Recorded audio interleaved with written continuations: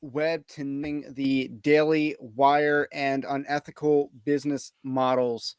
So we're hoping to have a fun time, and we're hoping to kind of cut deep into a lot of the issues facing conservatism, the culture war, even the church, because there are a lot of parallels between Conservative Inc. and Big Eva. And we certainly love to point that out here. And Anthony wrote the article about it. I did a couple of the videos, or yeah, I did the last video on it. So we're going to kind of combine forces because this story has developed since the last time I did a video on it, which was the other day. Since then, both the Daily Wire and Jeremy Boring of the Daily Wire and Steven Crowder have each come out with their own. Daily Wire did a response video, and Crowder did a rebuttal video that aired hours before the stream, although the stream was announced. And coincidentally, a lot of the points that Crowder makes in his latest video kind of echoed the points that I wanted to make tonight, and was hopefully made evident in the name of the stream, which was Daily Wire and Unethical Business Models. That seems to be a large focus of a point that Crowder makes. So, Anthony, how are you doing tonight? All is well. I didn't expect the latest bombshell to drop, but it's just like, dang, that happened. So, always good to see the war escalate because anytime someone's punching at Daily Wire on the right, it is a good day to end the movement. So, and the fact that Crowder is doing it is a huge moment in I guess, for a lot of a nice awakening for a lot of people. Yeah, and for Crowder to wake up, I think is a really positive development. Like, I think this is a very positive development for Steven Crowder, especially again, I want to frame this as we were really critical of Steven Crowder all of last year, all of 2022. We were pretty critical of him. He ended up winning our Bum of the Year award because he went soft. And part of him going soft was, first of all, as a professing Christian, he doesn't have the biblical view on the life issue. And that's really clear. He doesn't have that. He's attacked the biblical view of it. He has a feminist view of this issue, and it's not biblically tenable.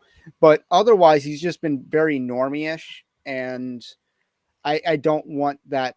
You can't have one of the largest YouTube channels be so, I don't know, not much of a red pill anymore. Like, I think 2019 Steven Crowder versus 2022 Steven Crowder, like, there was no question which one was better, which one delivered, which one was more harder cutting, like, you know, which one was actually winning or driving the culture war. But in 2022, I feel like he just went soft.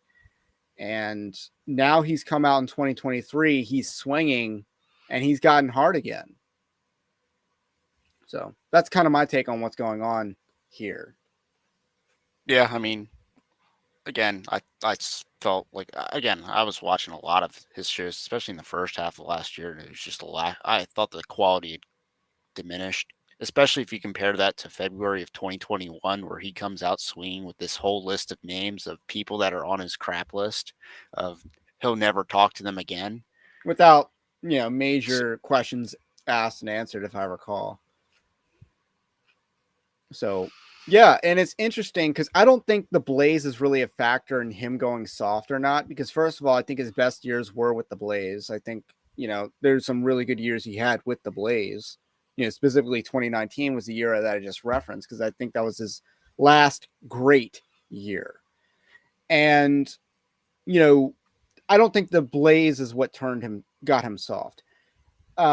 Second, and just to do a highlight on that, Steve Dace is another Blaze TV contributor, professing Christian, and he got a contract renewal with the Blaze, a contract renewal that Steven Crowder did not get. And Steve Dace came out swinging his first episode of 2023. He came out swinging and went after Ben Shapiro for what exactly? Do you recall? It I had to mean, do with like being weak on COVID and how he was also attacking the same people who were weak on COVID were the same people who were attacking the like holdouts in the House. yeah, the congressional rebels. Yes. the terrorist. So that I so I don't think the Blaze is the factor, but there is sort of a conservative ink industry, and to some degree, I think Steve Day specifically went after Ben Shapiro because Ben Shapiro had professional jealousy. It, he was happy to endorse Steve's books when they weren't New York Times bestsellers or Amazon bestsellers. But once he got, his books surpassed Ben Shapiro's books, all of a sudden he didn't endorse Fauci and Bargain and as far as I know, he's not endorsing Rise of the Fourth Reich, his latest book that will be coming out this year. So,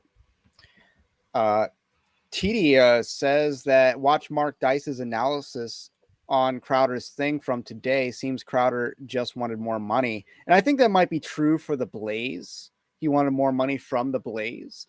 But, I mean, let's be honest. You're not leaving the Blaze, who probably offered you a contract, unless it's because the contract was not enough money. But at the same time, I think Blaze would allow him to monetize his own streams if he wanted to, because I don't think they were restrictive on that angle, but they might have had distribution rights as far as like radio. Yeah. And the advertisements was up to him. So he had. But I think the Blaze had something to do with the advertisements. That's just kind of what I gather, because a lot of them use the same advertisers. But one thing that's really clear about Blaze TV was that you were selling Blaze TV. If you were a Blaze TV contributor, you were selling Blaze TV. That was the point of being one of their commentators, was you were supposed to sell Blaze TV. So Steven Crowder had created Mug Club, and Mug Club folded into CRTV at the time, but then when they merged with Blaze TV, and I believe Blaze was actually the head honcho on the merger, not CRTV, as Crowder articulated in his first video. I've always heard it Blaze was the head honcho in that merger. And all these promos, because Mug Club was a promo code. It came with a mug, and I explained this in the last video. It came with a mug, but it was a promo code for Blaze TV. What Blaze TV was paying Crowder for was the subscriptions that he would drive to Blaze TV. That's what they were paying him for. And to me, that was a much healthier business model than, Daily Wire owning you, and they're paying you, but you bring in all the commissions and stuff like that. I mean, when I wrote about in December, when I wrote the Crowder leaving Blaze, I pretty much articulated it was all about the money. Let's be honest. Crowder was the customer acquisition cost for the Blaze. Doesn't matter what they were paying him. He was their cost to acquire new customers who would then pretty much filter into the rest of the ecosystem. I mean, I'm guessing the thoughts of Glenn Beck and crew were that they don't need him anymore because they have a pretty sustained audience, and maybe they also had other user metrics on the back end that pretty much convinced them otherwise that they don't need him. So, but at the end of the day, it was pretty much about money. And I'm guessing when you get an offer for $12.5 million a year and you're already down to 80% of that, that pretty much knocks you down to 10 million, which is probably in the ballpark of where Blaze was. I mean, which I guess comes across as more insulting. It's just like, oh, you're testing the free market. Oh, and then the other biggest fish in the sea offers you probably somewhere close to what probably Blaze even was offering. more. Well, I understand it's probably a little bit more, but like a lot more headaches for like probably a couple million more. Yeah, I mean, I think money was why you left the Blaze. I think that would be your number one reason, because he never expressed, as far as I can tell, up until contract negotiations, he never really expressed any dissatisfaction with the Blaze, from what I can tell. Because again, the purpose of Blaze was that you sell the subscription to Blaze. That's why you were a Blaze TV host or whatever. So that was the purpose, but he had a grievance with the lack of portability for the people that he got the commission off of. The people, his own customers that he acquired for the Blaze TV, he can't just transfer those elsewhere, which again, is extremely reasonable on the Blaze's part. And I'm sure the Blaze had a minimum, content requirement that he had to fulfill. He had a obligation, and I don't think that obligation was 192 episodes. I think it was actually even lower. You can comment on that. I mean, I did the math as far as the episode content goes. I mean, if we're doing the trailing 12 months, so that's basically all 2022. He produced 177 episodes, and going by uploads to Blaze, he had like 974 uploads, which averaged out to about 182 uploads a year. Though 182 uploads a year. This might be give or take because they have like, if he uploaded a trailer that's like 5 minutes long, that counted, but he uploaded 182 videos to the Blaze catalog each year for the 5 years from 17 to 22. Okay, so 192 would be a modest increase. That was the Daily Wire's number, and I think from the Jeremy Boring video, it sounded like pretty low. That sounded like a pretty low number for their expectation.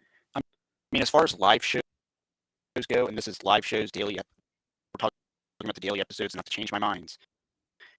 He did 160 in 2022, so they're asking for about 32 additional episodes of content. That's about 20. Okay, you're cutting out a little bit. So you're saying they're asking for 32 episodes, give or take. They're asking for 20% more episodes of the live show, and I calculated that, and I included the election stream and the State of the Union into the live show episode count. Right. So that's basically the content that he was providing, but I kind of want to shift the conversation to let's kind of talk about. We talked a little bit about Crowder. Let's actually talk about for a second on Crowder how he got to where he is, because Daily Wire's Jeremy Boring was a little audacious, and I would say very petty to kind of argue that he's not a self-made man, which I thought was extremely petty and just kind of a lie. Like, you're taking pot shots, and that's just frankly dishonest to say that he's not a self-made man. Like, he achieved being the number one conservative YouTube channel without being attached to a major conservative network. And I don't know when exactly he achieved that marker, but it was certainly before the Blaze became the powerhouse that it is right now. Like, Blaze is like number 2, number 3 in the space. And he did achieve that number 1 status prior to the Blaze being a powerhouse. There is something to be said about that. That is an accomplishment. And to say that he's not self-made, I think is just extremely dishonest and, just frankly, stems from butthurt, in my opinion. I mean, it's not like Daily Wire itself is self-made, given that I think they, seed money goes around. So yeah, exactly. And Jeremy Boring was like, "Well, you didn't build the Blaze, so you're not self-made. You were working for the Blaze," as though growing a channel which more people watched on his channel than the Blaze wasn't an achievement in and of itself. So, the Daily Wire, on the other hand, we'll get to in a second, but first, just drop a like button and feel free to comment in the chat. We're going to be interacting with chat more than we have in the past few live streams, because this is more of a free-flowing topic, than some of the other live streams we've been doing lately. So with that said, how did the Daily Wire get to where they are? Obviously, you talk about seed money. They have financial investing and stuff like that. Pretty clear. That's how a lot of businesses work. But the major thing that set Daily Wire apart was they dominated Facebook. That is how Daily Wire got to where they're at. They dominated Facebook. While, if you look at the number 1 most shared stories on Facebook, like links, news links, they'd be Daily Wire articles, maybe a Fox News article. But, and part of that is because the left media is so splintered. Like there's a myriad of them. They are legion. But there's also they also subdivide each brand, so it's not just like NBC. It's NBC Politics, NBC with Lester Holt, NBC with or whatever. So their brands are also splintered as well. So that's one reason they're probably so if you're looking at just individual, I guess brands, then Daily Wire is just a uniform Daily Wire. There's no Daily Wire Entertainment. It's all the same. Well, it has to do with stories. Like Yeah. this story was shared the most, this news article, and they would be Daily Wire stories. And that was kind of like a rebuttal against censorship on social media back in the day. I can't remember when this day was, but the idea of Facebook shadow banning or suppressing conservative news sites, and then the left countered that narrative with the proof that Daily Wire was one of the most shared uh, news outlets on Facebook. So that's how Daily Wire got huge, because Facebook was bigger back then. I don't know how big they still are, but obviously Twitter is huge now and bigger now even. And I think alternatives are rising up, but I don't think Daily Wire has much of a presence on them. And then YouTube. And the math does check out. Like as far as Twitter goes, I think Twitter is the only platform that has really taken censorship action towards Daily Wire personalities. Matt Walsh, Jeremy Boring, and Michael Knowles, I believe, have all been suspended from Twitter briefly. They've never been deplatformed by Twitter, but they have been suspended briefly by Twitter. But I don't think any of them have been suspended by I think YouTube. I think Matt Walsh got something like a slap on the wrist, For relatively YouTube? speak. Yeah, from YouTube. Okay. But I think that's the only one. I mean, they'll Well, complain he about. got a community guidelines warning. I don't know what it was, but I know like obviously they don't. I mean, it's notorious that they generally elude uh, vast, I guess, strikes, bans, and so forth, unlike other commentators. Yes, Blaze TV commentators do not elude strikes.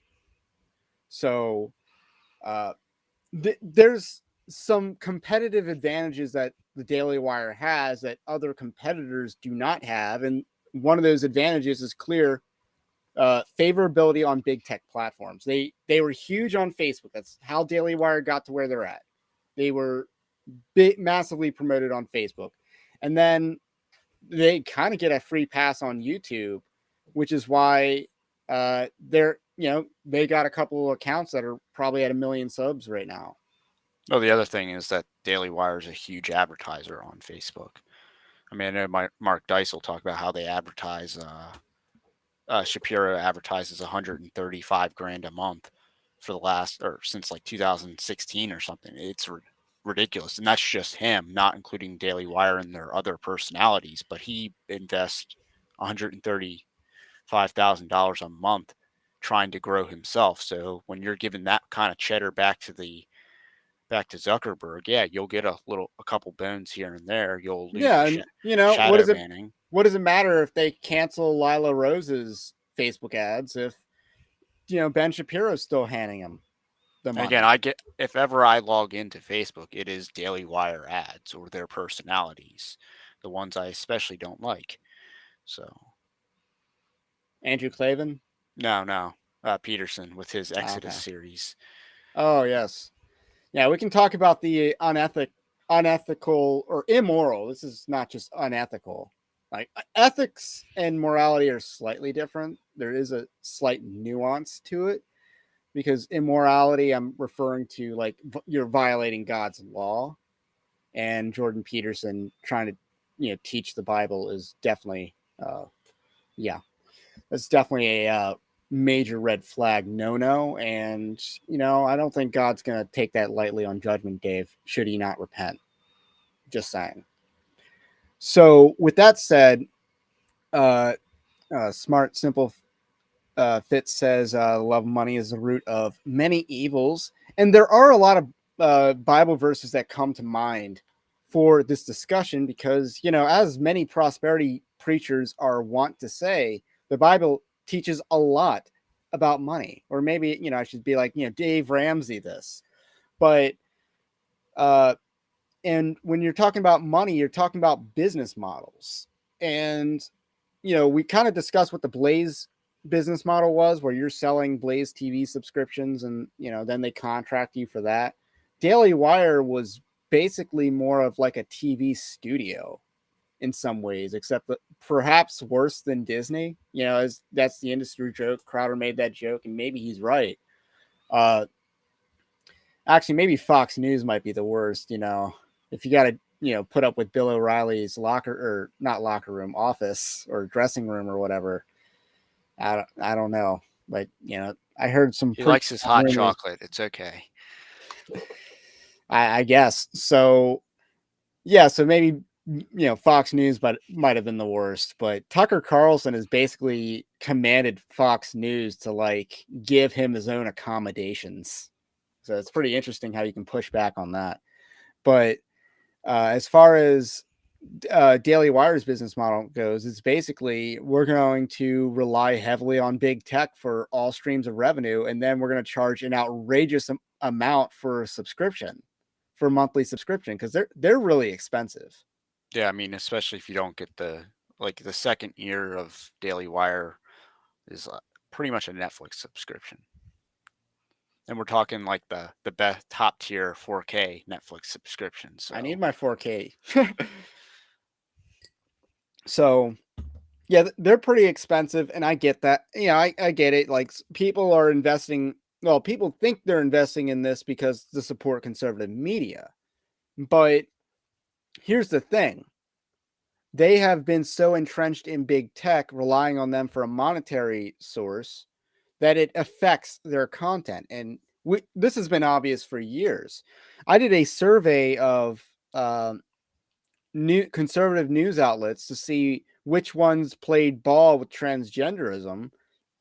Ironically, Blaze News does, whereas Blaze TV does not. well, Blaze is iffy. They're like 50-50. It Just has to depend. do with their writers. Yeah, whoever writes the articles on And that's what Blaze I've is. noticed. Like the more based writers do not, but they got some cringe liberal writers at Blaze. Dave Urbinski, to name The names. clickbait headliners. But Daily Wire more often avoids gendered language, on a transgender article. They more often than not avoid it. My wife did tell me that that's not the case anymore. Like she says she's seen some things that are opposed to that. So maybe my study might be outdated, but Daily Wire avoided the issue, which was better than the norm. Anything Salem, they went full bore on transgenderism. Anything Salem. So that's Hot Air. That's, I want to say, PJ Media, Red State, anything Salem. So, and Salem's one of the biggest players in the industry, but mostly because of terrestrial radio, and they own a bunch of sites. Town Hall, which recently Town Hall did a very based expose on the pedophiles in Athens, Georgia, or something like that. So, well, more to say on that. I don't know if I can do a video on that for YouTube without getting banned, but I'll do something on that for sure. So, let's just catch up on some comments here. Scott says, I watched Ray's video about Crowder on the plane this afternoon. Two things. One, Crowder is banned from Fox News, so it's not their contract. Yeah, that's true. And then two, Ben Shapiro was Steve's lawyer prior to hiring half Asian Bill. And they're still somewhat sort of friendly. My guess is that the contract was either Salem or Blaze TV renewal. Well, Scott, to give you the latest update, Daily Wire basically outed themselves and said it was us. And then Jeremy Boring put out a 52-minute video on this. And I'm trying to think. And then Steven Crowder came out with a 15-minute video prior to this, which we'll touch on tonight, where he kind of does his rebuttal. And it's very interesting, but Daily Wire is one of the only companies that has that kind of cash. Maybe Turning Point USA, Salem, maybe Turning Point USA more likely, and then PragerU is somewhere in the mix. Also, One American News is also very pro transgenderism, by the way. I bet a lot of people didn't know that. So yeah. Let's see, Jamie Starfish. I skipped your comments, so I'll get to it. Give this much to the Blaze. Ali Beth Stuckey and Steve Dace provide excellent content or excellent theology and cultural commentary to their viewers and listeners. I'd also raise up Jason Whitlock, Yeah, he has and Virgil Walker. He himself does not have good theology, and I love Jason Whitlock, and his commentary is great, but he himself is younger in the faith. He's not fully developed on this, but he's learning and getting better. You saw him basically walk away from Michael Todd, and you love to see that. And again, I'm going to do a video on Michael Todd and his church coming up, but it just getting pushed back because of all this other stuff going on. So I give him some credit as well. And He also gives you access to people like Delano Squires Delano's, yeah, he has a large and Virgil stable. Walker and I guess TJ Moe Chocolate Knox over at Cross Politics. So he actually does integrate a lot of these extra voices that are maybe you really don't. based. Yeah. So maybe if you Royce don't White. have time to watch, I guess because I guess Virgil Walker's content is very long form. Very long form. So if you don't have time to watch that, I mean, every Wednesday he's generally on Whitlock. And then both of them have explicitly said that the Blaze has never once tried to control their views. TJ asked, "What can I do on YouTube?" So basically, there's a few articles that I just won't do YouTube videos on. I did one yesterday, or I wrote an article last night on gays against groomers and how they undermine their own name. So that I didn't want to do a video on for censorship reasons. I'm not looking to get banned, but again, I will write articles on stuff. Yeah, and I do more articles than videos. So it's not like I'm afraid to talk about these subjects, but sometimes you just got to know the place. And in this YouTube environment, so I get a little paranoid with how the algorithm works. So, and then upcoming is the article that Town Hall did on the pedophile ring in Athens, in Georgia, with the adoptive parents that were, filming and molesting their children. So it's a really graphic story. So for that reason, I don't really want to do it on YouTube. And the conclusions that I make will not be YouTube friendly either. So uh, you don't want to get like, five or three strikes at once on YouTube, because then you're done and stuff like that. The Herring family running OAN are more libertarian. They love medical pot. Now that makes sense. I mean, there was a time when OAN was like really based, because like when Jack Pacific was on there, they were doing uh content on QAnon, and Jack Pacific did an entire expose on OAN exposing QAnon as this massive grift. And this was back in like 2017, 2018. And then, Big Eva in 2020 all of a sudden wants to talk about QAnon. So, and then did you see the rebuttal from Daily Wire? Yes, for the most part. I've seen like most of the relevant sections of that. I mean, And it's 52 stereotypes minutes long. are true. I mean, it's 52 minutes long with that, and it's kind of ridiculous that the first 20 minutes of that entire rebuttal are worthless. It's just him. It's kind of like you baffle someone and just overload them with so much information. You get them on a yes train, agreeing, "Oh, these points are reasonable." Well, yeah, because they weren't the points that were in contention. And then, I mean, Jeremy Boring is just very patronizing and very douchey. I mean, I don't like it. Very Yeah, like patronizing, very much a again, douche. when he says that Steven Crowder's not a self-made man, that was extremely like just out of touch. That was petty and personal. Like, that's not true.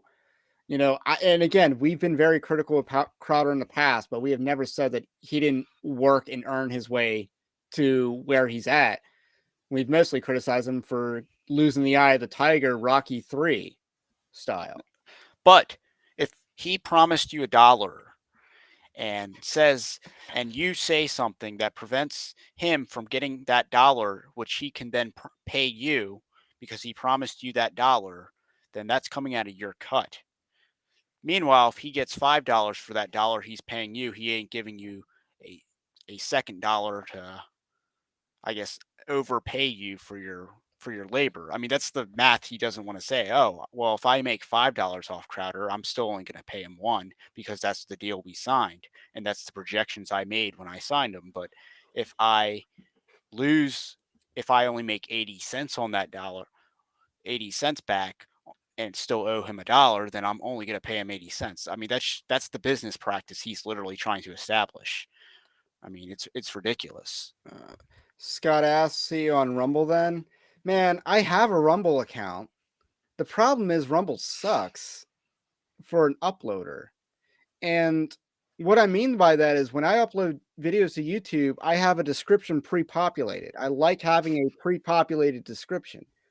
And, this is my complaint with podcasting as well. I want a pre-populated description. And they don't give you that. So maybe there's a setting for that, but Rumble's not very user-friendly from an upload standpoint. It's not even search friendly.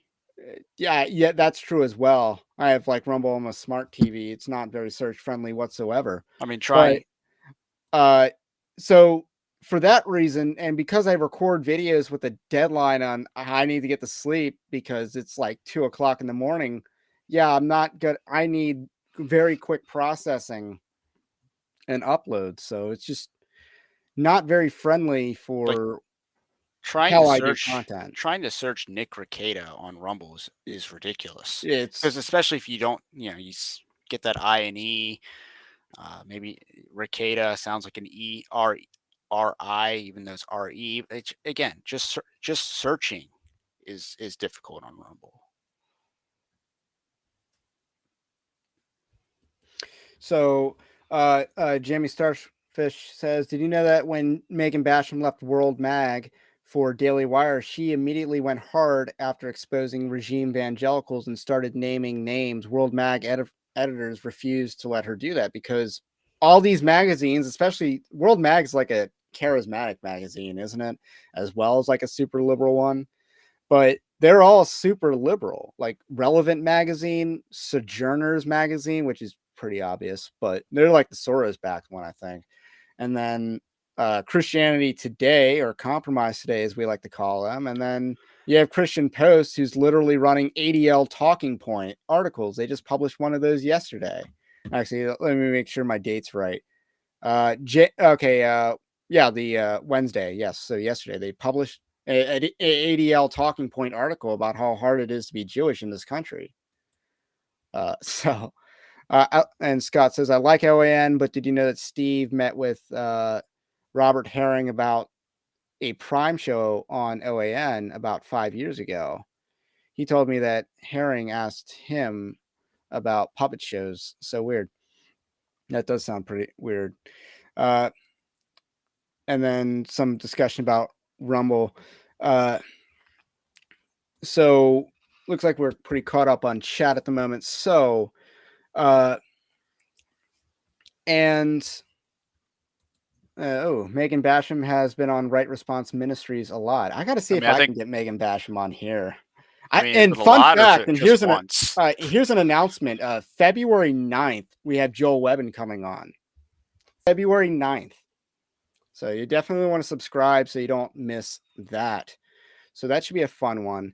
So where we're okay, so we talked about the business models of each of these outlets. One of them, Blaze is very self-made, or Blaze is all about selling the Blaze, and also radio as well, and radio and stuff like that, and TV, like Pluto TV. I imagine they get something from that. And then Daily Wire is very much, we're gonna big tech it, and then we're gonna do a very expensive subscription service behind that. And that's made them a huge 9-figure enterprise. Huge. So, uh, and then, obviously one of the reasons I'm interested in this topic in general is because, we're trying to build something here at Evangelical Dark Web.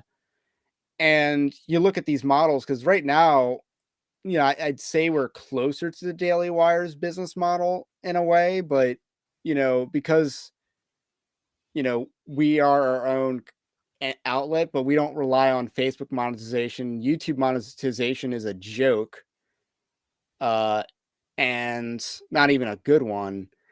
And then, pretty much most of it comes from either Google AdSense or subscription revenue. It's basically how this works. So you kind of, I'm very interested in the business model discussion of it. But one thing that I always wanted to do was never build, you don't want to build a foundation on sand. You don't want to do that. And the way to build a foundation on sand is to rely so heavily on big tech. If you rely on big tech, you're going to fall apart very quickly.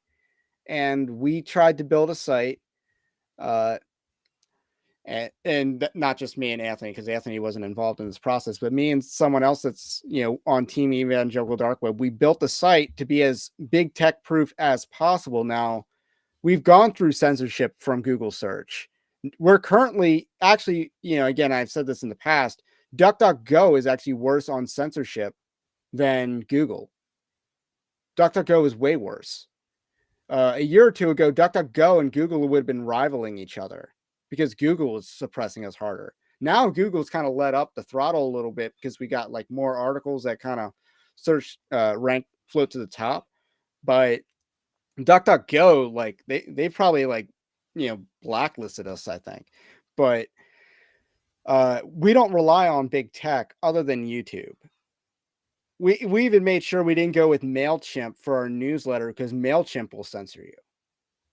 So Daily Wire, they're kind of they've lodged themselves into big tech, and you know as a result, I think they've been compromised by that.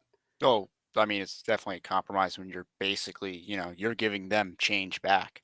So it's essentially pay to play, pay to keep playing. So big tech is essentially your mobster, your mob boss, and then all the Daily Wire is paying pretty much money for protection, and they get protection and they get promotion.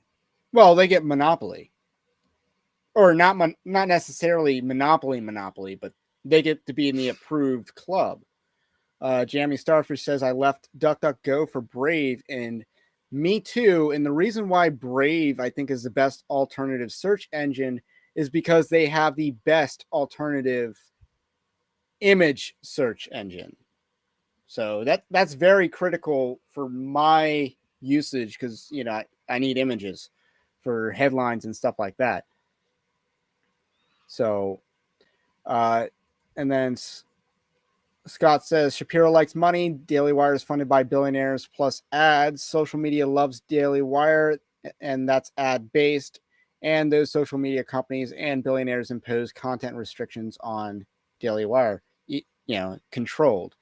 And it shows, and this especially showed in 2020. Like, it could not be more obvious than in 2020 that Daily Wire was controlled opposition. Ben Shapiro was incredibly weak on the issues.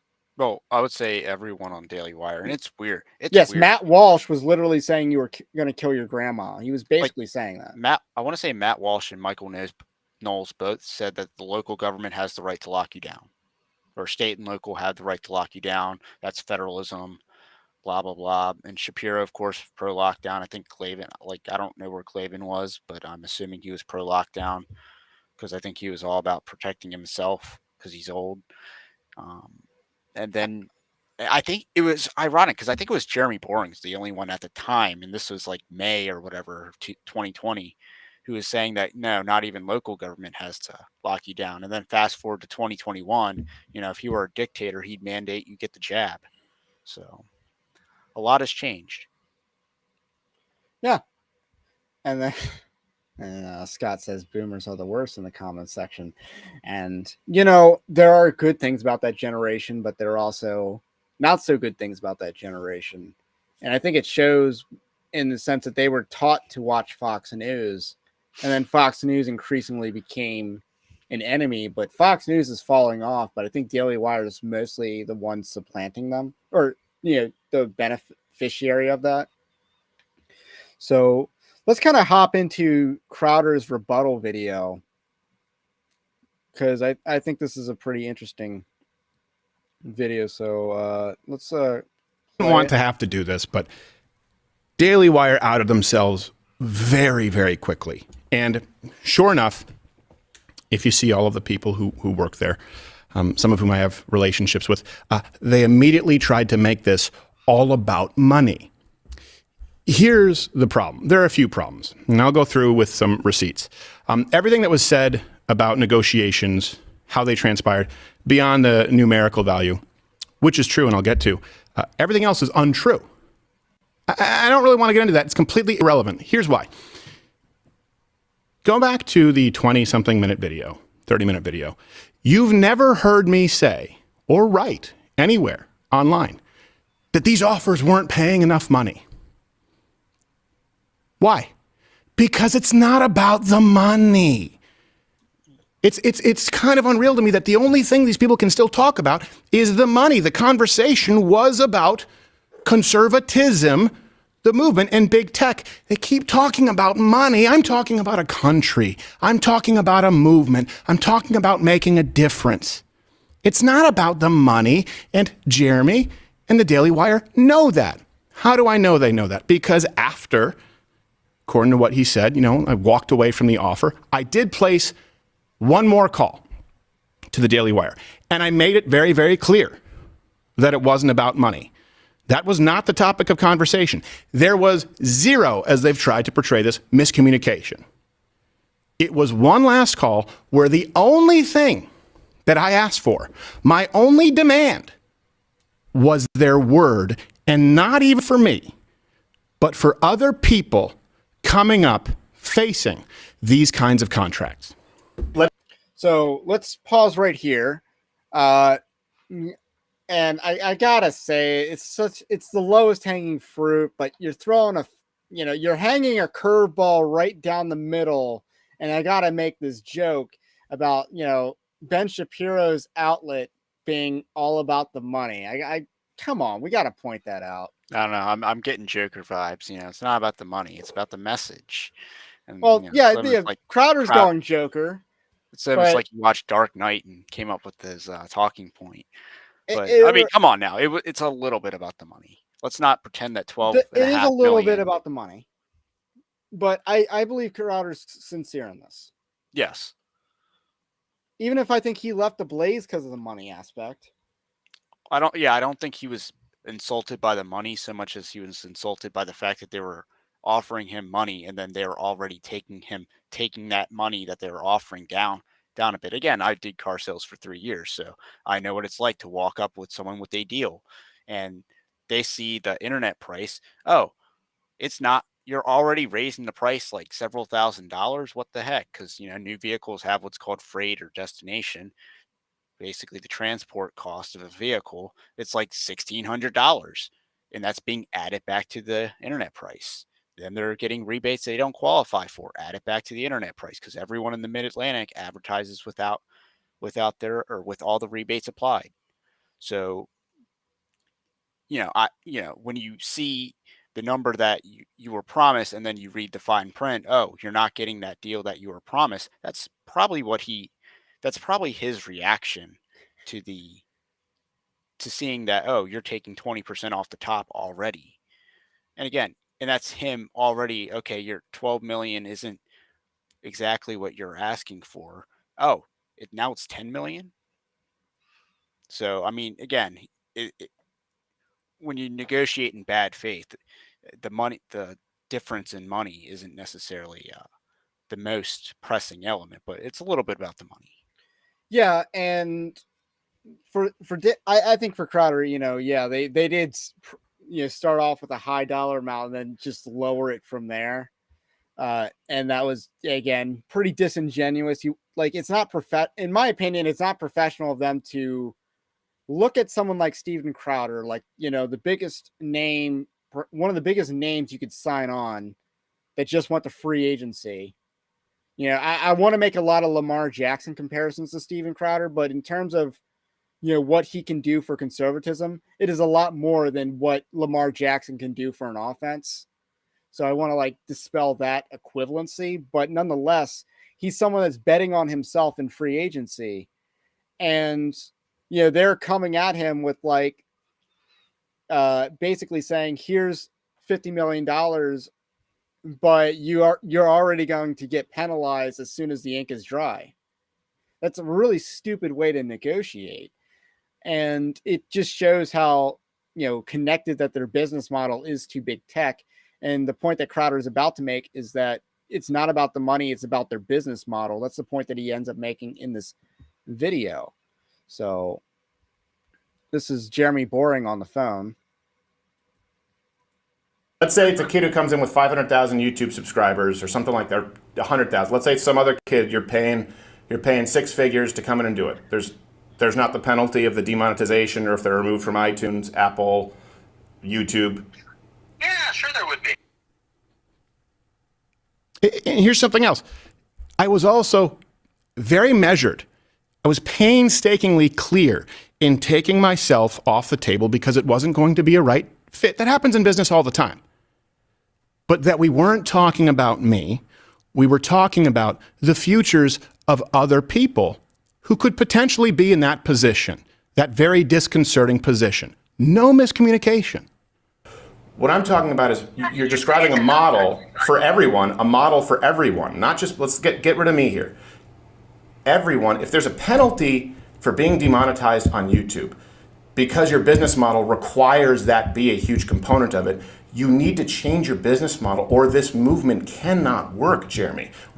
I can't imagine my show trying to come up and be beholden to YouTube advertiser guidelines, let alone, I mean, honestly, being beholden from a conservative entity with hard strikes, right, being removed, but let alone being advertiser friendly. We know how broad those guidelines are. They might as well just read, don't say anything offensive, and they change them at the drop of a hat. I'm not suggesting that the guidelines aren't terrible. I'm suggesting that if making money off of those platforms is part of how you're justifying the salary you're paying someone, then or the fee I keep saying salary, the fee you're paying someone, then when those go away, everybody loses money. You can't pay the same amount with less revenue. How about you create a different business model? Now, I know what some of you are thinking. Of course, telling someone else, hey, change your business model. I get it. I'm in no position to say that unless, instead of Monday morning quarterbacking it, here's the thing. I didn't just offer criticisms. I offered a guide on how to, here's the deal. I want to sit at the table with people who, granted, have an immense amount of power and have incredibly deep pockets. That is all true, to be clear. And by the way, it's something that I want to have on our side of the aisle. But I offered a guide on how to do it. It is incumbent, this is what this is about. It is incumbent upon conservatives, if we believe what we say, to uncouple, to divest, if you want to use that term, from big tech, right? For the business models of the movement as we move forward, to not rely on playing ball with Facebook and with YouTube. That is something that we have to move toward. You know that we've been trying to do that here for years. That's why every single show we say, hey, if you can watch on Rumble, please do so. We're not looking to be banned on YouTube, but we certainly won't compromise the truth in order to be advertiser friendly. Here's the thing, Daily Wire, Jeremy, and I really do hope that we can talk at some point. Please, you can pick up the phone. We've done that. We here have found a way to make that work. For proof, see election night, our numbers on Rumble there, and see the numbers on Rumble when we get suspended from YouTube. I think it was 4 times this last year, and I went to great lengths to communicate that to the people at Daily Wire. There can be no... So here's the thing. Daily Wire has a business model that's not wholly, key operative word, wholly reliant on big tech. They have a very expensive subscription service. Very high dollar. They have that. They have and merch. They have the the advertisements as well. So they got live reads and stuff like that. multi-prong approach. But I mean, to say that, oh, we're not gonna send, we're not, the guidelines are ridiculous, but that's why you say whatever after behind the paywall. Well, again, YouTube terms of services could punish you for content outside the platform, which is again why pretty sure that's why Alex Jones isn't on YouTube because of or Twitter, or he's been pretty much deplatformed for behavior off the platforms.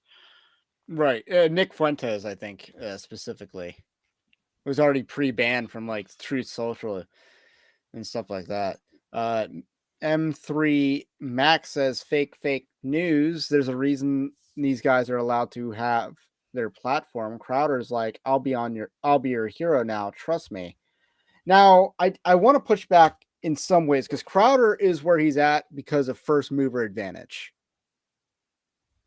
That is key.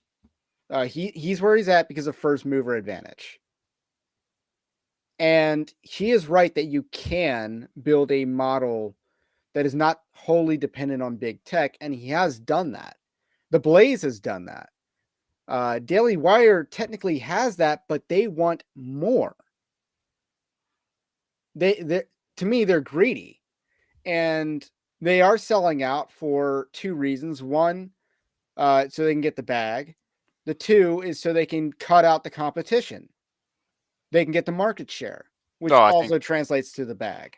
I think three is that they were never really that conservative. Yeah, they were never really that conservative. And again, when you're only as strong as your worldview, I mean, it goes for most of, if not all, what's considered right-leaning media. Fox is the Murdochs. Then you have, we already discussed OAN with the Herrings. I mean, Newsmax isn't conservative at all. And they never were. They came and went. Well, they sucked. Haven't they been around for like 20 years? And then they just had like a little boop after like Fox News's Arizona call. And then it's like, these people are like here, but they don't have the same level of talent as they do over at Fox News. And it's not even like, it's not even, comparable. So and then you have Glenn Beck being Mormon. So obviously that's going to have some effects when you have Dave Rubin and some of these other personalities. And then, of course, Daily Wire. And, and that's kind of the point. Like Steven Crowder's first mover advantage on YouTube. That's why he's at where he's at.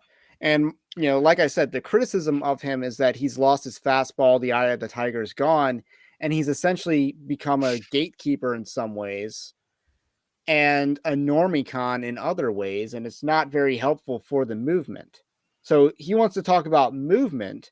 And I want to have that conversation, but he's been a gatekeeper for the movement. Yeah, I mean, but right now he's breaking. He's doing a lot less of that. So I want to be encouraging of that.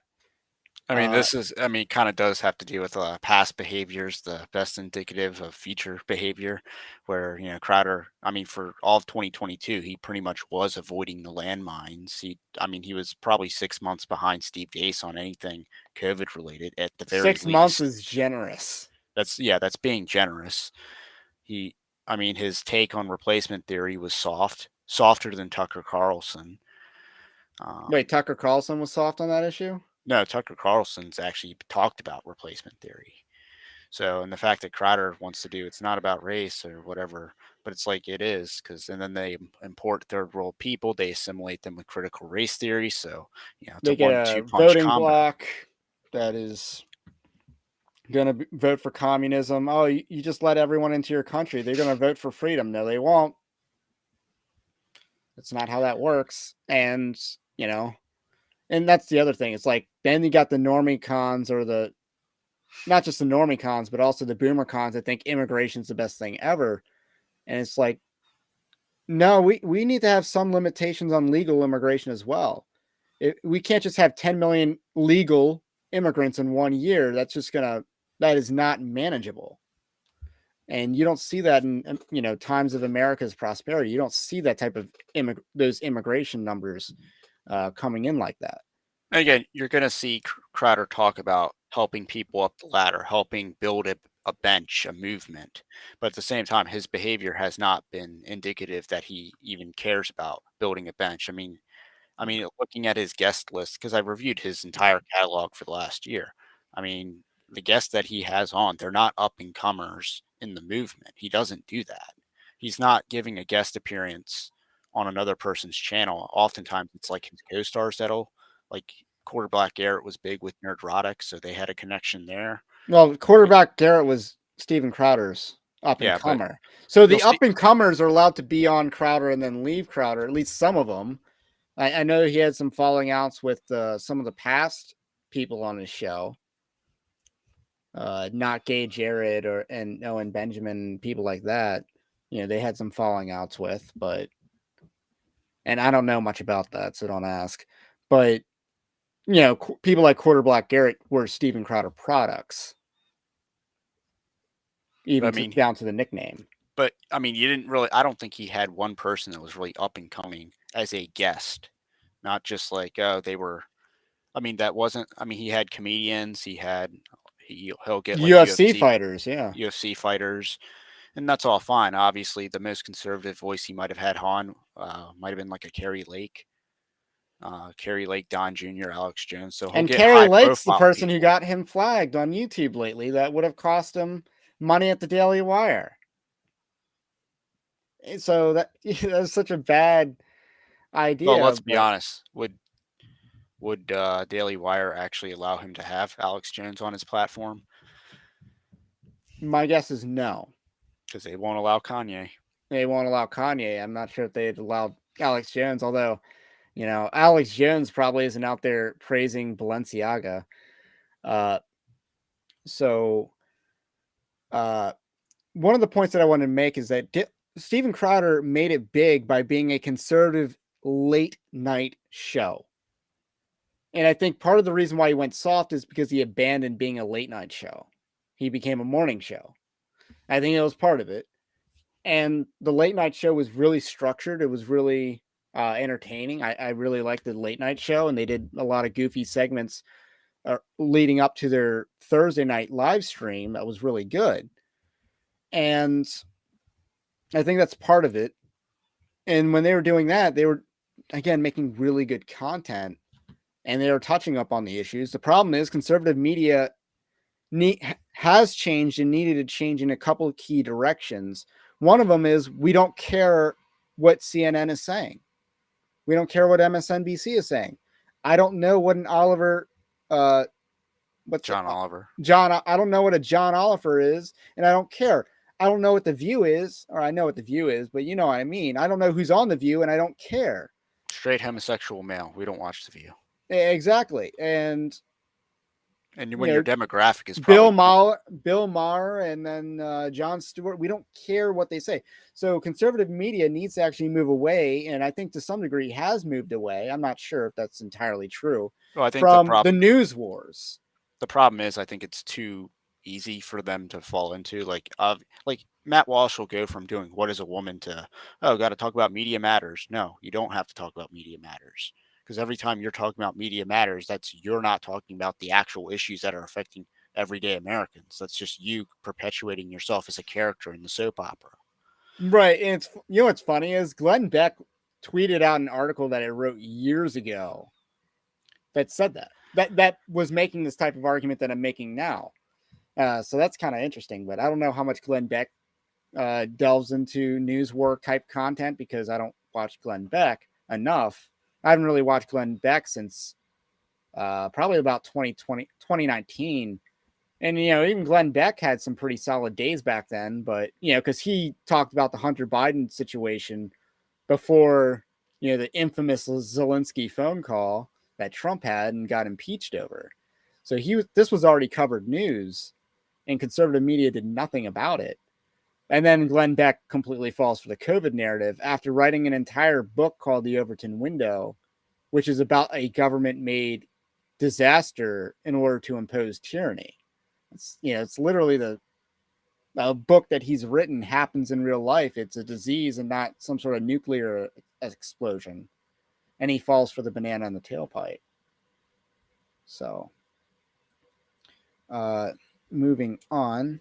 Next to me, if the people at the top with the financial resources are doing the bidding. That's being the arm of big tech. What you just said is, well, we have to play ball with big tech if we want to make money. Well, I don't. Why don't you guys follow a model like I have and scale it? That's what I've been doing since 2014. You know that. Has been trying to make sure, which I thought we were all doing, that we can all flip the bird to Silicon Valley. This is saying we need him and you need to play ball. And by the way, before some of you ask for this, look, there's always personal information on phone calls. And for the record, I've recorded 3 people on phone calls in my life.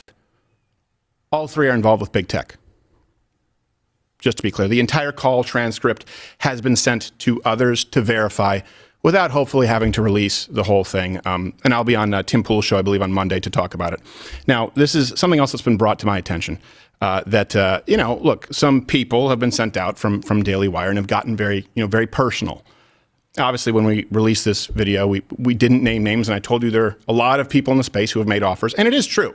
There are quite a few, and there are some others that have been pretty similar to this. This isn't an incredibly unique scenario, but there have been some good people out there too, and we're still talking with them. So I do know that some people from Daily Wire have come out, maybe been instructed to. I have no idea. I don't care. And they've gotten very personal. I don't want to do that. At least I didn't want to. But now it's sort of necessary for me to do so.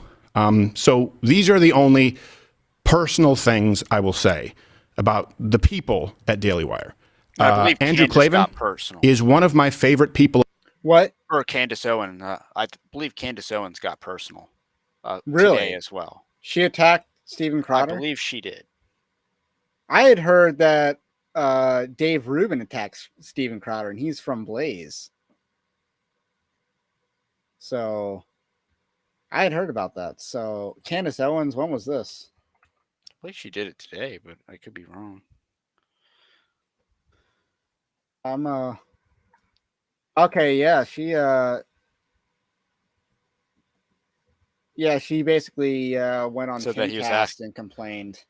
Yeah, I heard she was saying that he wanted 120 million or something, so he wanted Lamar Jackson money. You don't need no one's really worth the Lamar Jackson money. Whatever he's going to get in this offseason, because apparently they're gonna give him the money, which is really stupid. But I mean, I wouldn't have given Steven Crowder the money just because I think his show was on decline. And for the reasons that we've talked about, I think you see it in the YouTube metrics for sure. I don't know if he's offset that on other platforms, be it Blaze or Rumble, but I mean, you don't want to bet on the person in decline. I mean, one reason you could is that you give them, you say, hey, let's even be honest, you do 20 million a year, your top end subscriptions like 144 or whatever, you could raise that puppy up $5 in a year and a half. You could raise your subscription renewal $5 times $1 million. That's another $5 million a year. Okay, well, after we're done this, we'll look at the Candace Owens response. So there is a growth strategy. You can basically use Crowder to justify raising your sub prices, but I don't think they'd do that. I mean, to me, their sub prices were astronomical in the first place. That's just me. Of all time. He has an unbelievable skill to make you feel like the smartest guy in the room, even though I guarantee you he's smarter than you. There are very few people whose company I enjoy more than Andrew Klavan. Jordan Peterson is not only a friend, I would go to the wall for him. He's a guy who has changed the landscape of our country for the better. Can't say enough good things about him. Ben Shapiro is possibly the smartest person I know. That's as personal as I'll get. Now, again, Jordan Peterson would not go to the wall for you. Andrew Klavan's just a heretic, and I'm not a fan of him. And then, Canadians stick together. I mean, exactly. again, I don't actually think exactly. Ben Shapiro. I don't think Ben Shapiro is even that smart, honestly. Yeah, you went to school. He talks fast. Talking fast is not the same as intelligence. And the fact that he's been wrong on too many crucial issues. I mean, he's not. Yes. I don't. Well, here's the thing about Ben Shapiro. He's always last to be right on an issue. And I learned this not from COVID, but from the Russian collusion narrative. Ben Shapiro was very slow to get on that, which I was very fast to be on that I knew that was crap from the beginning because they rolled it out 2 days after Trump won the election, November 8th, 2016. That's when they started the Russian collusion narrative. Well, I mean, 2 days after Trump won. even the narrative itself doesn't pass a sniff test. No reasonable person thought that this was the a reasonable Russians interfered with it investigation. through Facebook trolling. I mean, that's a far-fetched narrative to begin with. Yeah, that was dumb, but Ben Shapiro waited until the very end to get on board with us. Even though I wasn't a Trump fan all throughout, maybe until the end of 2017, but I knew that narrative was crap. And for the record, I mean, Steven Crowder kicked Shapiro's butt in a debate. They had a debate. In 2020, they were arguing over Ohio versus Georgia, which one would go red, and Crowder kicked Shapiro's butt and then was proven right. Because I think Shapiro said that Ohio was going to go blue in 2020. So, and it's not that he's not smart. I just think he's not necessarily on our side. And I think you're right about the fast talking makes him sound smarter. But he's late to be right on the issue. And to me, that has to do with what's allowable to big tech. Here's the thing. Only after that final call, after negotiations had followed through, pleading on the side of principle and knowing that it was completely met with deaf ears, did I come out like I did? See, here's the thing. They keep talking about a business. Well, I walked away from the table because I'm talking like it's about a country, about a movement. And this is the thing. The response that I've heard over the years is not just now. I've been doing this for a long time. You constantly hear, it's just business. It's just business. Well, guess what? It's not to me. Sure, I run a business, but it's not just business. And let me ask you, when have you ever heard someone say it's just business when they're doing the right thing? Ever hear someone give $250,000 to charity and say it's just business? And here's something that I would like to ask you, because I know that they've tried to play the identity politics and, misrepresent the whole financial situation. But yeah, over the course of 4 or 5 years, the total operational budget, meaning 25, 30 employees, all of the costs, security, health insurance, would have been somewhere in the $50 million ballpark for that total operational budget. That is true. Okay. First off, I think it's a good thing for conservative companies out there to be generating or capable of generating far more than that. It'd be better than just Disney and just Netflix and just Hulu Plus. And I'd like the people who are in charge of that to be people who are willing to walk away from that if it comes with strings attached, with people who hate everything you stand for. So let's take that at face value, okay? I want you to ask yourself this question, okay? Put yourself in my shoes. What would it take? How much do your principles matter to you? What kind of a headspace would you have to be in to walk away full stop from $50 million? Lamar Jackson. Let me ask you even further. What would it take for you to be willing to walk away from at least $50 million because of it causing harm to someone else that doesn't even affect you, but the next kid? I've talked about this, you have it in comedy. I'm never going to be the guy who pulls the ladder up after me. What motivates me is not money. Of course, everyone here likes nice things. They want to make a living. You've heard me say this many times. I want to pass the torch. I want there to be someone else to do this. It can't happen if this is how our movement is structured. And you know that, by the way, this could do irreparable damage to the movement, the country, and the people who've fought so hard for the ground gained if we've decided to get in bed with these people who want to strip it away. I'm asking, would you walk away? What would it take for you to walk away from $50 million? Because it's true. That's exactly what I did. So it's $50 million over 4 years, which, let's be honest. it's still a lot of money, but let's be clear about it's not $50 million a year. Which I thought it was like $20 million a year, based off the penalties. Yeah, the penalties. The penalties are like he could literally be negative on penalties, but mathematically speaking, yeah. But I mean, well, first of all, if you have a lot of principles, odds are you're not getting a $50 million deal from Daily Wire, first of all. Um, the Well, second, it wasn't a serious deal if they included the YouTube monetization, so I'm not sure if that's entirely fair. but well, still, I mean, I don't think like if Crowder was edgier, they probably would have been like, not today. But kind of like how Fox News, of course, blacklist them. So I mean, I think there's a certain level of principle. If you have principles, you're probably not getting a deal from Daily Wire. I mean, I don't think Steve Deace would ever get a deal from Daily Wire. I just want to read this comment because I kind of want to throw a question, ask a question for clarification.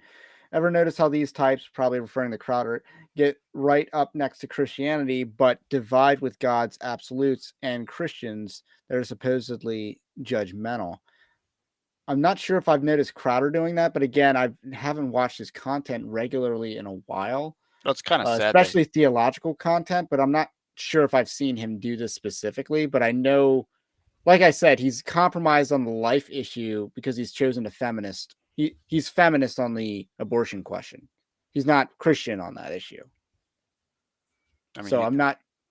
I'm curious as to any specifics if you can flesh that question well, out. it's kind of sad that he lists the 3 people at Daily Wire he kind of likes, and it's like none of them are Christian. I mean, and I understand he's probably not going to name Megan Basham, which again, have Megan Basham on your show. That might prove that you're trying to help the people up the ladder. But, I mean, you didn't even do the Catholic. I like these 2 Catholics at Daily Wire with like Walsh or whoever. The Walsh would probably be a perfect fit for that comment simply because he doesn't argue presuppositional apologetics. And that's why Joe Rogan frustrated him on the gay marriage question.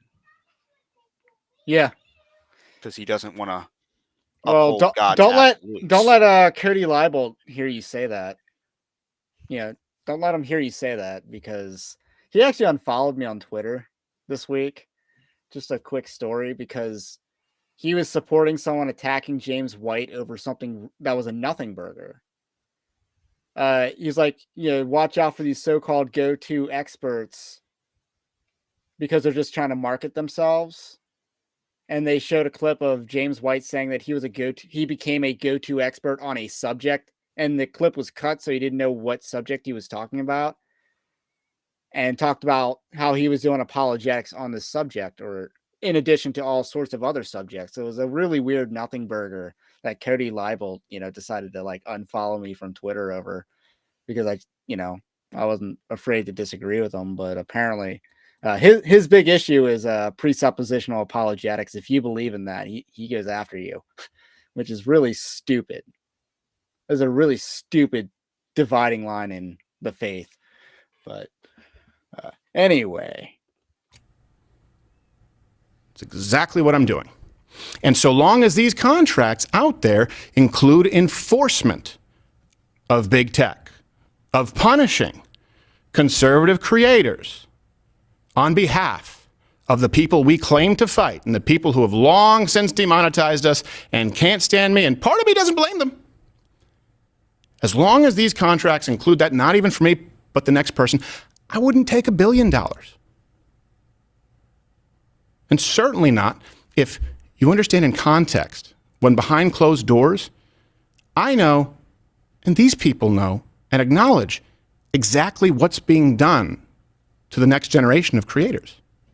Bench talent, young talent, they don't get deals like this. So they don't get deals that... They can be wage slaves for a little bit, come over and make a salary and grow their brand. that you then own. Well, I own parts of it. I don't own it. They can, when their contract's up, they can still go out and they'll still be famous. They can keep doing their shows, so go do a show somewhere else. They'll be in a far, far, far better place. You helped make them. No, not long as this contract. This contract owns it in perpetuity even after the contract. You're paying a lease but getting ownership. That's what this contract reads. On the content that we paid to produce, yes. You know, look, I understand there are going to be differing opinions on this. I understand that. As someone who does run a business and has to I think maybe 25 employees, I don't know, we're expanding. I understand people run businesses differently and have different priorities. Here's the thing. I would genuinely still, Daily Wire, Jeremy, love to sit down at the table and explain to you how you can make all of this work, how you can scale what we do and not have to be beholden to the people who we all go out and claim that we're fighting, and especially with all of the financial resources that you have, which, by the way, are very impressive. And by the way, since fielding requests for people who've sent this in who you guys are under these kind. So let's kind of talk about that, the pulling the ladder as you're at the top comment, because you see this a lot, especially in Hollywood. You know, Peter Dinklage, criticizing, I believe it was the Disney show Willow for casting like actual dwarves. He thought that was exploitative, I guess, but it's like, that's the career opportunity that these people have. Or Scarlett Johansson saying no to sexualized female characters. But it's like, how did you make a living? Because you're not that great of an actress. Like, Scarlett Johansson in most movies I've seen her in gets completely outacted by someone else. Even Florence Pugh can outact, Scarlett Johansson. And then and Adam Driver in that one Netflix movie that they were in just completely blows her out of the water in every scene they have together. So she didn't get up there by being an actor. Well, I mean, I'll give Boring some credit. I'm again not a fan, but I do think he's right in that last audio. That I mean, if, you pay for the content, you own it. Similar. I mean, again, Blaze still has Crowder's back catalog as of right now, so they still have that. That didn't go away just because he's The no Blaze is, though, very slow to get rid of the content that's legacy. They're very slow to do that. They had John Miller. They had his episodes up there for a long time after he was no longer with the Blaze, and I liked him. He was pretty based, very well sharp dressed man. I think he was a White House correspondent for them, but nonetheless, they're slow. I'm pretty sure they still have Elijah Schaefer's show on there, so they're slow with that, and I'm not sure if I completely agree, because if you're a contractor versus an employee, they wouldn't have this issue. Crowder would actually be an employee under this deal, and it's kind of like you're, designing patent material for a car company, and they own the patent because they paid you to make the invention, and you don't own it, even though that it was your work. Or it's like a movie studio owning the movie rights. But again, he could always be like a George Lucas and make Lucasfilms and just have someone else be the distributor. I mean, I get what Jeremy Boring's saying, but the idea that once you leave, the content's no longer yours, it's in perpetuity theirs. Well, the I'm not sure I agree with that. The content that they make in the next 4 years belongs to them, which I agree. It's Daily Wire produced or whatever. But again, it can still have their letterhead, but as far as YouTube monetization and other stuff, I don't know how that works. No, I think he's just talking about the back catalog. But where? Like they would have it on Daily Wire subscription. Well, that makes sense in one way, but that doesn't make sense for, say, YouTube monetization. No, that's not. You want the person after they leave to cut you a check for this video's individual ad revenue or super thanks? That doesn't make sense at all. So I'm not sure how enforceable that is. I mean, it's mathematically enforceable, but practically speaking, they would have to maintain access to your account to know that you're being honest with them. So I don't get that at all. Because, again, at the end of the day, it makes sense that they can have an ownership, but how can they monetize it if it's on your YouTube account, if it's on your podcast RSS feed, if it's, moved by you? How does the camel's nose stay under the tent in this situation? So I'm not, I understand what you're saying, but you're saying it as though this is a TV show that they're, producing. And distributing. I don't think it works like that. No, I Or think it. I think I just articulated how it doesn't work like that. I mean, yeah, the outside Daily Wire stuff probably doesn't work like that. But as far as they would just have it on their streaming service in perpetuity, as far as the 4 years or whatever other content they make. But again, I mean, Daily Wire isn't really interested in helping up and newcomers. I mean, literally this time last year, they launched Brett Cooper as a thing, the comment section with Brett Cooper to take advantage of simp culture on the American right. And she got a Yeah, million subs. Is it she has a because million subs on YouTube she just from being a hot female Ben Shapiro. Like, because that was her claim to fame, was looking like a female version of Ben Shapiro that's also hot. Because I've seen her on like guest appearances. You know, she's average, below I mean, average. she's an actress who did one show on Paramount that I've never heard of called Heathers, and that's pretty much it. Oh, So Scott says that's Abby Shapiro, and yes, there is like Ben Shapiro's sister or whatever that is making also, content yes. now. It's like, oh, the hot female Ben. Oh, yeah, but no, but this is Brett Cooper's like claim to fame though. Like this is like her pinned tweet is someone saying that she looks like a female Ben Shapiro. And according to Social Blade, her channel makes anywhere between $20,000 and $334,000 a month, and her channel could make upwards of $4 million a year.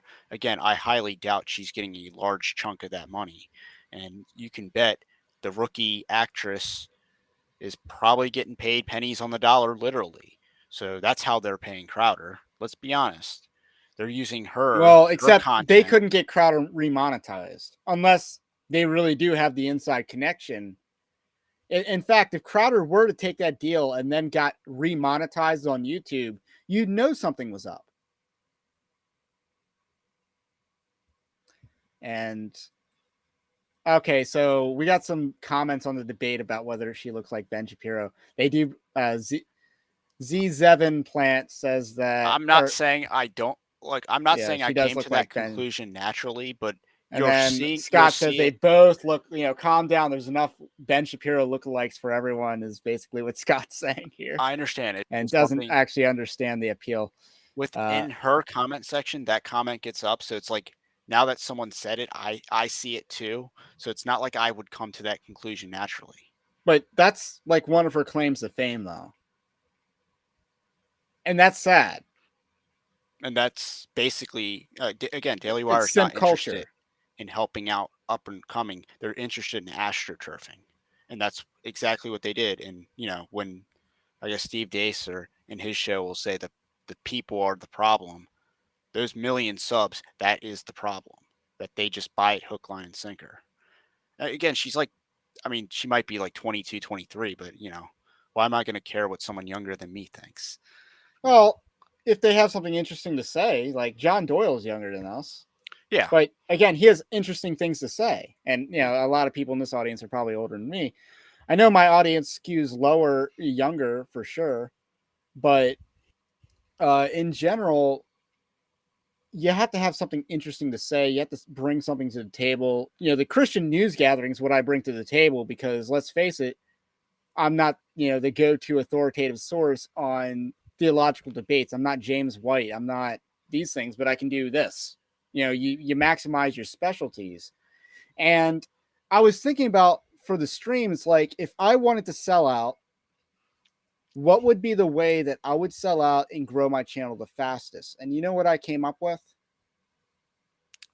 Let's see. Not like low-hanging fruit and just. That's possible, but there's a lot of that. Scott says you're our James White, Ray. I'd take that as a compliment. But the fastest way, because, to build a Christian YouTube channel, at least for my lane, it's like, I don't think I could compete with prosperity preachers. I couldn't compete with that. I couldn't compete with the self-help, myriads of self-help people.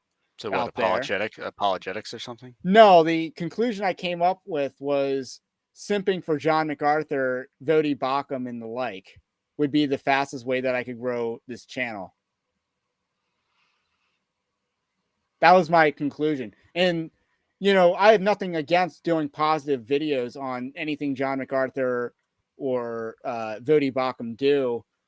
But I, you know, I'm not interested in just, you know, riding those people in their coattails. I'm not really interested. And Korean Babe says, be like Ruslan. But the thing is, Ruslan had a music career prior to launching YouTube. So he kind of did what Steven Crowder did from a comedy standpoint, except with, you know, he did it with comedy and he did it with music, where he kind of left that. You know how you don't grow a channel? I don't listen to James White enough to know whether this is true or not. So I don't know. I'm just using him as an example because he's very smart and articulated in debate. And you know how you don't grow a channel? What? Attacking Doug Wilson. You know, but that video is going to be a net positive. But you're right. I didn't do that video to grow the channel. I did that video because he's compromised on the side B theology issue and is in denial about it. He wants to insist that we don't understand him. No, we understand him. I understood what you were saying in the videos. I understood what you were saying in your 4,300 word response article. I understood it. It was wrong. And he made a Christological error, in my opinion, that I didn't talk about because I missed it. But when I was watching David Morrill do his live stream on it, he made light reference to that and pointed that out. I'm like, wow, he made a Christological error here. So, yeah, I mean, people, and so I'm not selling out to grow this channel. And yeah, and then Berean Babe says, Doug has many enemies. It won't affect your channel, but it will affect my ability to get a book published on Canon Press. But that's the whole point. And it might affect any relationship I have with any of the other people in the Moscow orbit. So that's where Big Eva and Conservative Inc. kind of interact a lot. You diss Fox News or you diss CPAC, you don't get invited at these things and stuff like that. It works the same way, and perhaps they got there by being this way, or the people, or Conservative Inc. took their notes from Big Eva to be like this. It might be like that. So perhaps we should finish up the video. Looks like we only got like 2 minutes left exactly. Kinds of contracts, right? You've sent in your emails. If you're looking to either join a network or looking to navigate these contracts, we've been flooded. I'm going to try and get to all of you. But here's the thing. Let me give you my word right now. My word. Everyone, you can timestamp it, call me on it. Here at Mug Club, we will never take any ownership over your social media platforms or your channels, and I don't want a dime ever of your YouTube revenue. You make your own decision as to whether you want to be monetized or not. Some people want to, some people don't. I just have a problem with requiring that you do and penalizing you if you don't. And to Daily Wire, to the rest of the people out there, give me a call. And look, let me put it this way. If you give me your word, this is all that matters here. Just give me your word that there will never be a clause in a contract again for some unsuspecting kid or someone who doesn't have the luxury to walk away from $50 million, as I did, true, guilty as charged. Give me your word that you will not penalize them 25% for demonetization, another 20% for a strike, another 20% for Facebook, Spotify, Apple, up to 80%. Just give me your word that that clause, that spirit will not be in any contract sent out to anyone else who's at the front lines fighting for this country, and we're done. All of this stops right now. You will never hear from me again. I will go out and sing your praises. You can pick up the phone. You have my word. That's all it is. That's all this is about. In the interim, to everyone else, stopbigcon.com. So he's floating his email address at the end. And I'm going to give a full disclosure. I did email his thing just to see what he's offering. You know, if it's a good deal for this, then I'd I'd consider doing business, but obviously I know how to walk away from a deal. I did walk away from a book, or I did walk away from a book deal because it wasn't a good fit. They were going to sanitize what I was going to say. And I didn't want to deal with the hassle of trying to, make my message more palatable for the masses, especially since I wrote some pretty offensive things. I mean, it really in doesn't the matter. I book. mean, back to the prior section conversation. It doesn't really matter if Daily Wire includes that section or not. They're just going to astroturf liberals as conservatives, I just mean, as they've been doing. The Brett Cooper thing is fascinating because, again, the Daily Wire signed her probably low, And they're maybe getting not high. super low, and they're going to sell her high whenever that deal comes out. But because she rode simp culture to get there, she's going to have very little worth once she leaves, unless she starts like an OnlyFans. No, I'm just kidding. Don't do that. Unless she goes down that way, and they're just going to hire the next simp culture to, the next simp magnet, the next simp magnet, and then that's going to be who they have to replace Brett Cooper when she's gone. They're just going to repeat that same cycle. So not everyone, So they don't. I'm not saying every female that's big in conservatism got there because of looks. Like Allie Beth Stuckey, who we mentioned previously in the stream, definitely did not get there because she's like attractive or whatever. That's not why she's famous. I don't get the appeal of Megyn Kelly, but I know there's more to it than looks. Candace Owens, mostly because she's black. Well, Let's be Megyn real. Kelly's But the Fox News stereotype. So Tommy Lahren, yes, and yeah, that is your classic simp culture. But earlier, before simp was really in the lexicon, and then she's pro-abortion, and then I think that got her fired from Blaze TV, which was pretty based, if true. But I don't. Yeah, again, they're gonna chew her up and spit her out because she's basically a slave to Daily Wire in one sense. In one sense, she's basically tied. She's yoked to them, I think is the best way to put it. She's yoked to them, and if she leaves, good luck.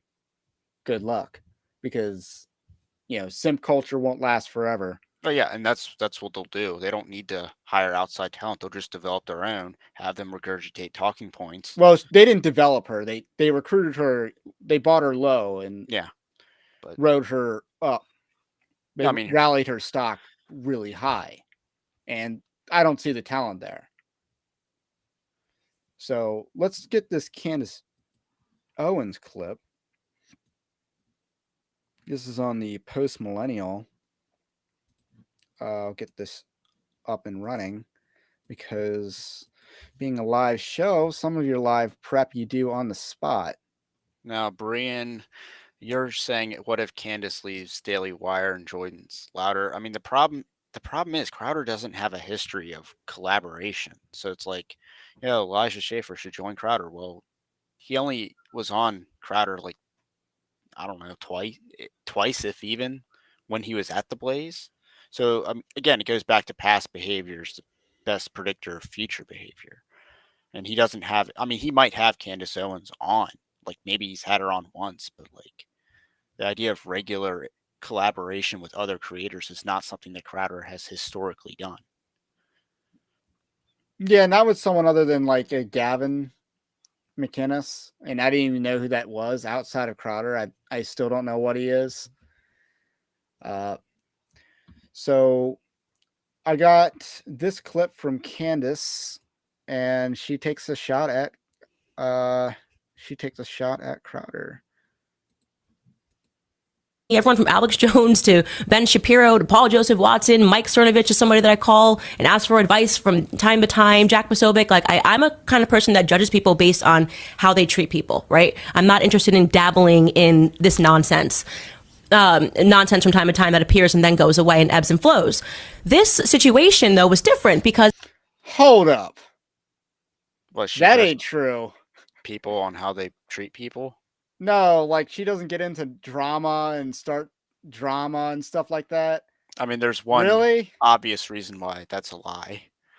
What, because she was on Dave Rubin's show with Blair White years ago. No, I was gonna say because she's a woman, but And hey, then, oh, come on. But no, come on. She's totally into that. And then, why don't you? there was rumors about her beefing with Ben Shapiro not too long ago. But it's interesting that she comes out in favor. And you've seen that a lot, is like a lot of people have come out in favor of Daily Wire that are from the Daily Wire, which shocker, but still. As basically, Steven Crowder decided to launch a war and didn't really care who got hit, with the shrapnel, right? He comes out, he makes this glorious video, which it's shocking to me that people cannot see the amount of acting that was going into this. We all understand he was a childhood actor. I loved that show, Arthur. He played the brain in Arthur. As if you would have known that at the time. And Arthur relied heavily on child actors. Are we gonna pretend that Jeremy Boring wasn't the actor between the two? I thought the guy acting like the patronizing adult in the room. Like, come on now. And Jeremy Boring, whose character of who called a Jewish person anti-Semitic for being anti-Zionist. So yeah, so that's Jeremy Boring's character. I mean, he voice acted the brain on Arthur, which is Arthur's brain. It's like Arthur's inner monologue. So it's a minor character. This isn't like a major character here. And he said, according to Crowder, he got that role because he could pronounce a word. I forget what the word was, but he was able to say a word that other kids could not say. the brain. Like he is an actor. At the end of the day, he's an actor. It's also why he's so entertaining when it comes to politics. He's a talented person, but that people cannot discern the amount of acting that has gone on in this is stunning to me. I don't know where people's discernment, what's gone on with discernment, where you can't just spiritually discern that this feels a little weird, right? You're recording conversations with someone that you have told us you are friends with forever. Oh, and by the way, at the end of you saying that you're just trying to do the right thing, you're also saying, I'm going to launch my own thing, right? So just when I first saw the first video that he dropped, obviously I'm not privy to. That's a non sequitur. That we're friends, and by the way, I'm going to launch my own thing. That's a non sequitur. Negotiations that happened at the Daily Wire. I had no idea they were negotiating with Steven Crowder. Again, not my business. I came into work one day, suddenly Brett Cooper was there. Not my business. I don't know who they're hiring. I don't own the company, right? But what I started getting was after I had dropped my podcast, in the comment section, everyone was basically tearing me apart, being like, blink twice if you need help, for saying like I'm a hostage situation, or saying, what if you don't say anything about Steven Crowder, you're a fraud, just like suddenly you're a fraud. So I go and I watch this video, and just like everybody else watching it live, his first video, your instincts are like, whoa, he's throwing some bombs. He's calling it big con. He's saying essentially that we are enslaved by these contract terms. He actually uses the term enslavement. If you don't want to be a slave, you maybe you'll come work with me. I'm going to figure it out for all of us. Like, you're a hero, you're a martyr. And because I was getting so many comments, the first thing I did was that I messaged my EP and I said, we have to cover this tomorrow on the show, because now everyone thinks I'm a fraud and they think that I've signed with fraudulent terms or slave-like terms. And that's so totally unfair to me. So my interest in this is that it hit me and it hit everybody else at the Daily Wire, and it was unfair. She totally signed those same terms. They were probably the same. It's probably the same contract form and everything. She should recognize it. Like, she probably has a file somewhere. Yeah, I mean, I think that's a little wild. Like, I was very anti Candace Owens, years ago, because she is famous because she's black. There's nothing else. There was really nothing else there. And if you want to really look into her backstory, you look at first of all, she was a victim of a hate crime many years ago. So, yeah, a lot of drama there. And secondly, then she tried to form an anti-bullying website, which was an anti-free speech website called Social Autopsy. She did a Kickstarter for it, but it got kicked off. It got banned from Kickstarter. The company never really took off at all. And then she tried to go into the victimhood grift with the Gamergate hose. And then they said that her idea, Social Autopsy, sucked, which it did. It objectively was a bad idea, and they said so. So she had a falling out with the Gamergate hose, and then she built a right-wing community from that falling out with the Gamergate hose. That is how Candace Owens got to where she is. She was the black red-pilled Republican girl who, the summer of 2016, maybe it was slightly earlier, but like she was making, jokes about Donald Trump. She was anti-Trump then. So it's like, when did the change happen? When did the red pilling happen? And, there was a point in time where I'm like, okay, maybe she's actually on our side because, she's actually one of the most right-wing voices at Daily Wire as far as their podcast personalities go. So maybe there was a change, and she's been beefing with Ben Shapiro over the Kanye West stuff, rumor has it. You kind of wonder. But this clip right there was like, come on. Come on. She's going to act like people weren't asking her like several months back if she was controlled. So, I mean. And by several months, which months are you talking about? November, or the Kanye stuff. Okay, Kanye stuff. Yeah, completely. I mean, the rumor, or according to Kanye, that Ben Shapiro wouldn't let him on her show. That's according to Kanye, though. But you gotta love a good coincidence. Scott says she was a generic woke suburban woman who realized she could use her skin color to her advantage at Conservative Inc. It's a grift. Yet, and for a long time, I was really on that side. I'm kind of in the middle on that because again, she was pretty anti-COVID jab from the beginning.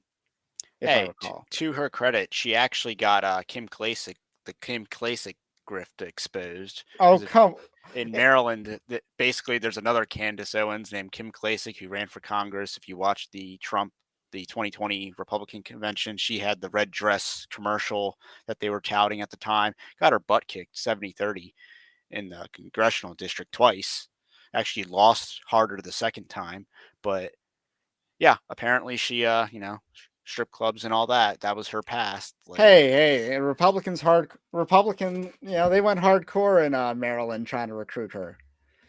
But I understand people change, and to some degree, Candace Owens has changed a lot over the years, and I mean a lot. So you're not sure when, but so is Tucker Carlson. Like, you would not have guessed that Tucker Carlson would be nearly as based today as if you look at his history. So people do change. I think, God does that you see that in the space. Although Candace Owens says she's a Christian, I don't know when she had a, come to Jesus moment in her life. She was pro Dave Rubin, so that cast some doubt on that. Yeah. So, and again, I'm not aware of everything going on with these other people, but I have suspicion when, you start out with social autopsy, and I don't know when you came to faith, and then all of a sudden you're trying to do the Christian talking points thing. And then you do the Dave Rubin celebration, even though he's doing the exact same thing you probably made fun of Pete Buttigieg for doing. Or those people, actually not the exact same thing as those people in Georgia were doing, but baby steps prior. So that does cover a lot. And I'm not sure how much else we have to add. Anything you want to say on the subject as the social media wars go on? Because I do think this is a necessary fight, because this is about a movement, and this is about a movement that can withstand our enemies, and our enemies aren't just in government. It's not just the Democrat Party, but the entire corporate America complex. You got the pharmaceutical companies. Actually, there's something I want to say about that in a second. But you have the big tech companies that are pretty much in bed with the government, and they do censorship. It's this classical fascism in a way. But when you look at TV, and the number one advertiser on TV is Big Pharma. Big Pharma advertisements are everywhere. So it's easy to see why cable news, local news, sports even went hardcore for Branch Covidianism. It's easy to see that. What's less easy to see is why people like the Daily Wire did. But when you realize, hey, they rely so heavily on Facebook, they do not want to hurt their golden goose that's laying the golden eggs. And, then you look at, why is everyone else getting banned while they pretty much get get by with anything or with the, and it's because they stick with the Overton window. They don't mess with the Overton window. So when they want to champion Chris Rufo, who's a relatively small player at the Daily Wire for his investigations in Loudoun County, that's good work that he did, but that wasn't breaking the Overton window at the time. And that was good work, but it didn't shatter the Overton window.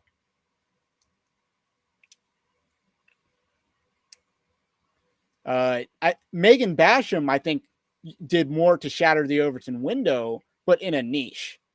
Like Ben Shapiro, does he care about this evangelical stuff? Probably not. But or whoever the editor in chief is over there isn't going to say, hey, you can't do that. That's breaching the Overton window, because They can't go against Russell Moore. Come on now. Yeah, I don't think they're going to do that. But I guess the point that I'm making is she got by. I think Megan Basham does great work. Although another thing about Megan Basham is she is also downstream from a lot of discernment ministries, and she works with discernment ministries. So credit to her as well. And I hope that the Daily Wire doesn't own her content in perpetuity, other than the articles that she wrote on the site, which makes more sense. You can that's actually more enforceable without getting creepy. So actually, there's another subject that I want to talk about. Donald Trump is returning to Twitter. And this is supposed to happen, I think, on Monday. Your thoughts on this and how it will affect Truth Social? Because in my video on the Steven Crowder thing, I suggested that Truth Social might be trying to get in on this space and sign Steven Crowder. Now Trump's abandoning the Truth Social monopoly ship. Yeah, he'll probably get sued. Again, I've always said that Truth Social was his biggest legitimate legal liability, because you basically are defrauding investors. It's pretty out in the open. It's not, oh, you kept hidden files that Americans don't care about. It's you robbed mom and pop on Wall Street from their retirement savings. So, and again, Truth Social pretty much is a fraud as far as the stock goes. So, well, their only value proposition as a company is Donald Trump. Yeah, and I think they delayed their merger. So the SPAC merger that was supposed to backroll them into the stock exchange, that got delayed. So it hasn't even happened yet? I don't think it has. And this, of course, the stock is cratered from $70 to $16. So I imagine they're packing up shop and hoping to sell it off at this point. But well, I'm going to offer some pushback to that. Because when has anyone ever won a lawsuit for violating, or when has anyone ever lost a lawsuit for after being sued for fiduciary duty and those grounds? No, because not everyone's here's Donald a story. Trump. Here's a story. The Chicago Cubs, not the Chicago Bears, Chicago Cubs, way back when, were really slow with Wrigley Field to put lights in for night games. Night games would have an obvious fiduciary benefit to having, games at night that people could go to after work. And someone sued the Chicago Cubs on fiduciary duty grounds because they wouldn't install lights for night games. And the Chicago Cubs won by arguing the community benefit of not having night games. So they had a much stronger case, I think, because Trump could say, I'm trying to funnel people on Twitter over to Truth Social. He could probably make that argument and tiptoe around that, get the case summarily dismissed. Yeah, but he's also Donald Trump, so he's going to be hated, especially if that case is tried in New York or something. Or you get a state's attorney that goes forward, or a USDA or SDNY goes after it for, again, fraud and on the stock exchange. So, again, that's where I think it's the investors would sue him. And obviously a lot of judges are unfavorable towards Trump, so they'll pretty much greenlight a case easily. Trump's basically a gun manufacturer. Yeah, I see your argument. I just don't think I don't think the legal merits of that case would work out. But even if on a practical level, I agree that there's merits to the fiduciary duty of him giving up their company's only value proposition. But I thought that was an interesting note because, again, we're talking about business models here, and Truth Social is nothing without Trump, as Scott just said in the comment here. So if he goes back to Twitter, that whole platform shutters because they built their foundation on sand. Basically, the only thing Truth Social will have been was a grift. You got a quick cash grab, just like your NFTs, and that's it. You walked away with a bunch of money, and your product pretty much collapsed in a couple years. And another thing I want to talk about is, are you familiar with the Tates? Andrew and Tristan Tate? Vaguely. Well, it's kind of like, since we're talking about unethical business models, in this case, it would be more immoral than unethical. I mean, I understand. Like, you know how they got money. Well, and this is something I learned recently because I'm like, I've had conversations like, how do they get their money? Like they were UFC fighters or kickboxers or something like that. Yeah, so there's no way they built. There's no way they're getting 30 Bugattis or whatever from that.